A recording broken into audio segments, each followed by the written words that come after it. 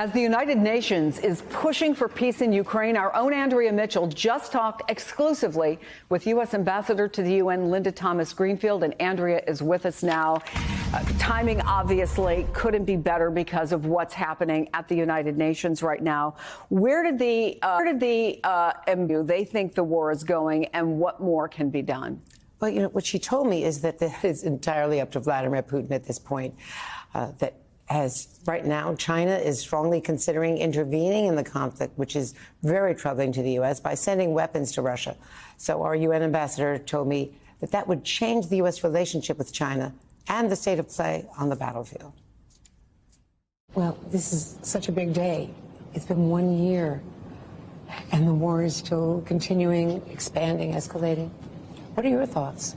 You know, it's 1 year since the war started, and it's exactly 2 years since I started and I got sworn into this job. So it's a big day for me for a number of reasons. You're a wartime ambassador. I'm a wartime ambassador here at the United Nations, but it's also a big day because we have successfully, over the past year, kept Russia on their heels. We have isolated them here at the UN. Yesterday, another vote, 141 countries supported a peace plan that really lays out an opportunity for Russia to make the right decision, which is to take their troops out of Ukraine in their brutal attack on the Ukrainian people and end this war and go back to the negotiating table. And they did everything they possibly could to diminish those votes, and they didn't succeed. We isolated them. And what do you say to the 32 countries that abstained? And you've got, you know, South Africa and India, you know, major countries, to say nothing of China. You know, we talked to all of the countries to explain to them the reasoning behind this resolution. We want peace. We want diplomacy. We want negotiations. And I think they want exactly the same thing, but they think by being neutral that they get that. And it's their decision. This is certainly the room where it happens. This is the room where it happens. So here's where you and Secretary Blinken sit, telling the world about the invasion of Russia. What do you say to China now that China is considering weaponizing, rearming Russia? Wouldn't that be a game changer? It certainly has been made clear to the Chinese, from President Biden to President Xi. Secretary Blinken made that clear to Wang Yi in Munich this past week, that China should not get involved in this war in the sense of providing lethal weapons to the Russians. That it would be a game changer, and it would be something we would have serious concerns about.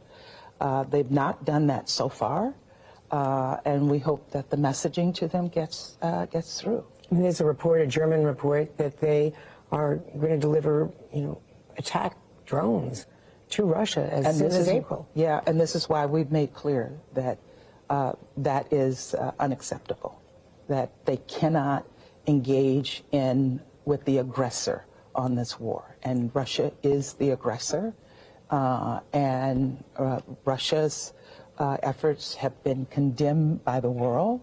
I mean, even China abstained on the resolution. So last night in the General Assembly, they did not vote against it. They abstained. They did not vote with Russia. But if they send arms to Russia, that's a transformation of Chinese policy. They've never gotten engaged this way. What do you think is going on there? You know, it shows complete and total hypocrisy. They talk about peace. They talk about the integrity of borders. They talk about sovereignty. They say they believe in the UN Charter. This is an attack on the UN Charter. It would show China for truly what they are if they make the unfortunate decision of providing lethal support to the Russian effort. You know, if China was serious about peace, they would have supported the resolution that we all voted on yesterday, 141 countries. If they are serious about peace, then they would not consider providing lethal weapons to the aggressor in this war. We all want peace. The Ukrainians want peace more than anyone. Their country is being destroyed. So if China is truly interested in peace, they have to act and behave like a country that wants peace. And right now, we are putting more Treasury sanctions on today, putting more sanctions, but there's so much leakage. My colleague, Keir Simmons, on NBC last night showed truck after truck carrying Dodge Rams, brand new Dodge Ram pickups from Abu Dhabi to Turkey to Georgia, where we shot this footage. And the driver said they were heading to Moscow and going for $170,000 a piece, brand new trucks from America. How can you explain that? The sanctions are leaking. Well, countries will, and individuals are making efforts to get past our sanctions, but we're looking at that leakage, and every place we see leakage, we're stopping it up, and we're stopping it. And we will continue to press on countries to respect the sanctions, because the sanctions actually work. The reason countries complain about sanctions is because they work. And when efforts are made to break those sanctions, then they're breaking the law. And we will hold them accountable. We'll hold the companies accountable. We'll hold the individuals accountable who are breaking sanctions that are being imposed on Russia. But the sanctions are having an impact. They are doing all kinds of artificial manipulation to ensure that the numbers don't reflect that. But the impact of this war on Russia is tremendous. 200,000 Russians have died or been injured in the course of this war. Over 1 million Russians have immigrated from Russia to avoid being conscripted into this war. So they are feeling the impact, and they're on their heels, and we will keep them there until they remove their troops from Ukraine.